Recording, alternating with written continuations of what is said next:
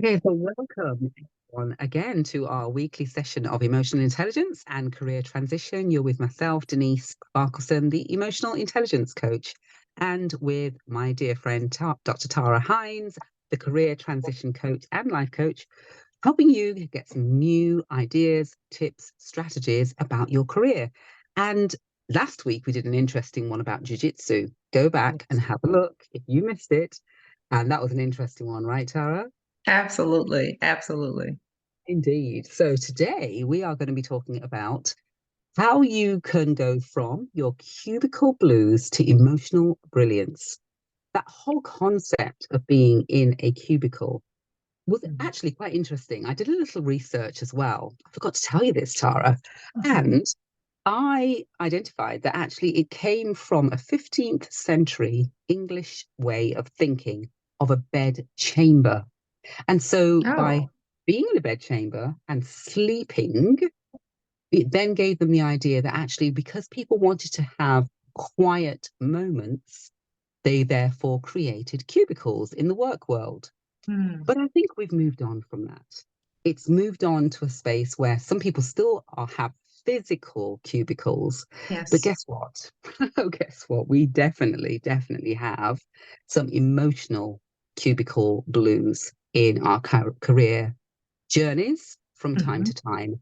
Yes. And so if you're watching this on replay or being sent this from a friend, maybe this link, then I want you to think about, well, where are you? Are you, if you're not in a physical cubicle, are you experiencing cubicle blues? Are you actually feeling that I am contained? I have no movement. I can't go from A to B. Can I move in my career? Can I make a change? Can I get out? Can I come back in? All these types of thoughts that you may have about your career right now, you can move with a sense of self awareness into emotional brilliance. And many people have done it in the past. You may have done it in the past as well. But what we're going to focus on today is actually how you can go from those blues and create a brilliant career journey that has hope, that has some vibrancy, some optimism, and some flexibility around how and where you work for the future. So I'm just going to hand over right now then to Dr. Tara as well, just to give her initial thoughts about this, and then we'll delve a little bit deeper. And but by all means, Tara, throw in a few tips and strategies straight away for our listeners. Over to you. Oh, great. Thank you. I'm glad that you kind of set the foundation of this topic because you're right. Like cubicle blues can follow you whether you are in the office or if you're working remote or in a hybrid situation. And that was my first thought. Like, is it about transitioning from the cubicle to working at home? Or is it, regardless of where you are, you could really sit in the space of having cubicle blues in your home office?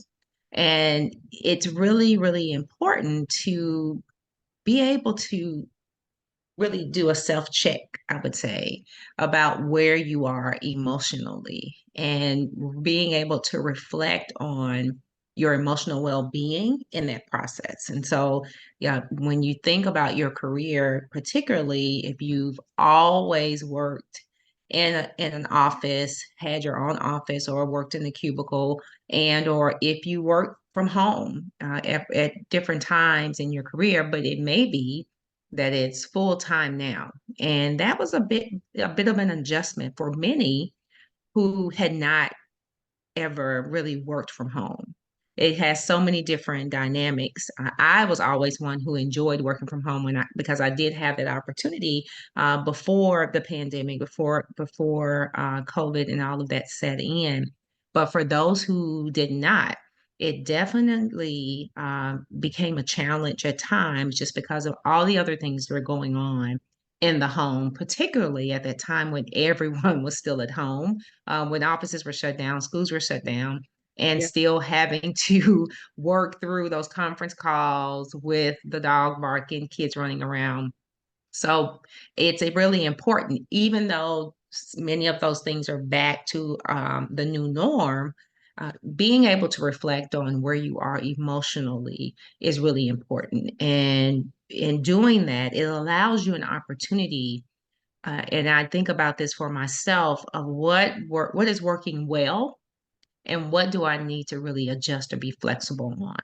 And many times we don't give ourselves that grace to really reflect on what, what where we are and how we need to change it going forward.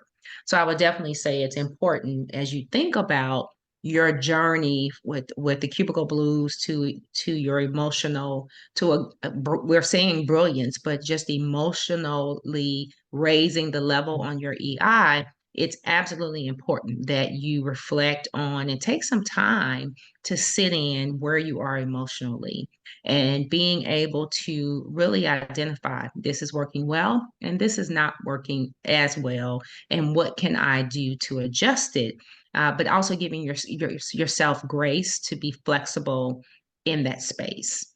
The Mm, other thing that really comes to mind is being, because in order to do that, you have to really embrace that change is occurring and that you are really agile and flexible and being able to adapt to different things.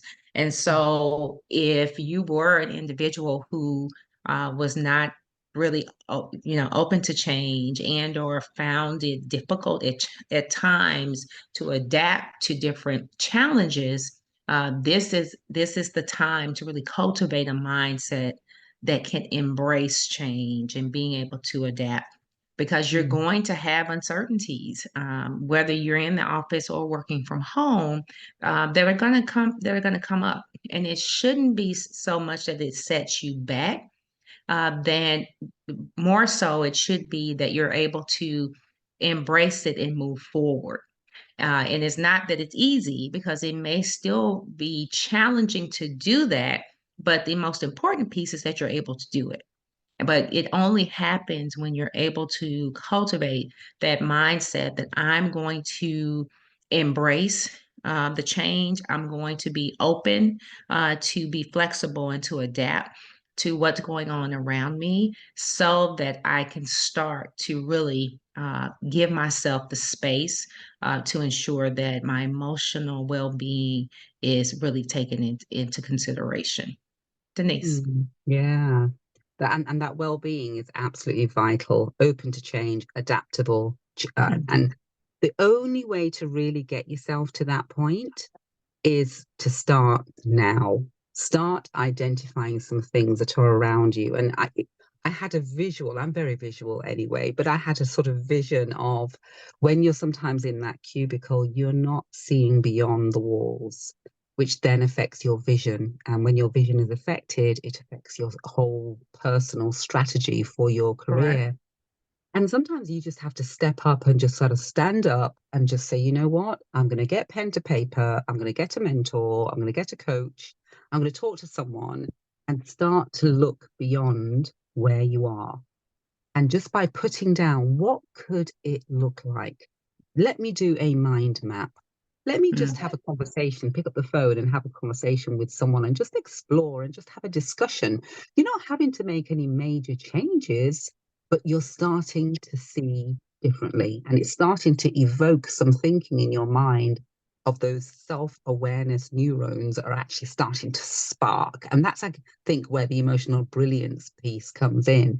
Because as long as you start to wake up what your career could be, Mhm. discussions about how it could be, talking to someone about it, it will start to fire up something in you. It will may even resurrect a passion that you had for a particular sector that you probably didn't realize was still there.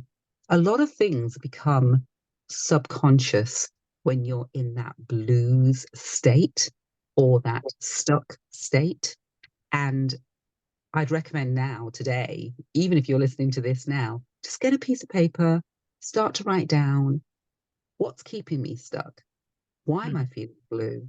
What could I actually do? What is my real passion?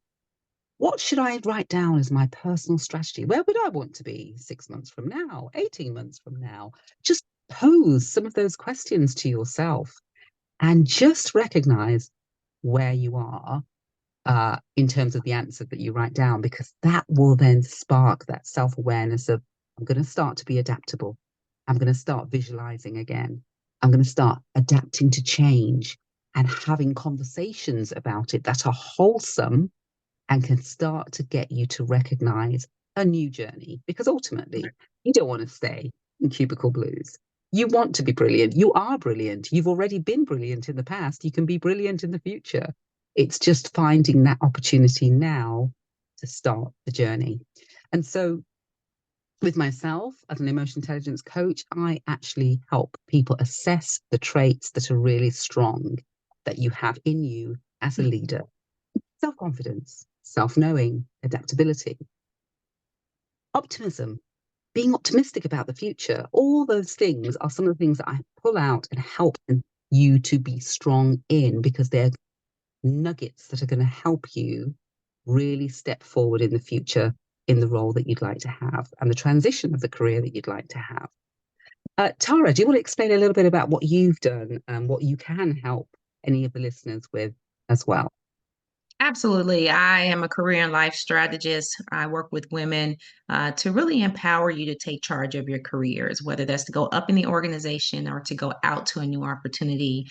We work together to take a deep dive to really understand what that path could and should look like for you personally. Wonderful, wonderful. And so, any last sentences, updates, tips for our listeners on from career? No, from career. I keep mixing up the titles. Don't I? From Cubicle Blues to Emotional Brilliance. Any last minute updates at all, Tara? Yes, so I definitely think that self-reflection and awareness is where you start, and being able to acknowledge and reflect on your current state. And then, as you mentioned, Denise, make a list, identify, what parts of your work or personal life that may be contributing to what we are calling the cubicle blues. Yeah, And once you start there, then you are on your journey to being able to really uncover ways to get you on the right track. super. Well, just do make sure you follow us, subscribe, comment, and we're looking forward to seeing you shine and be brilliant, because you are, and you are talented. So go for it. Join us again next week. Take care. Bye bye.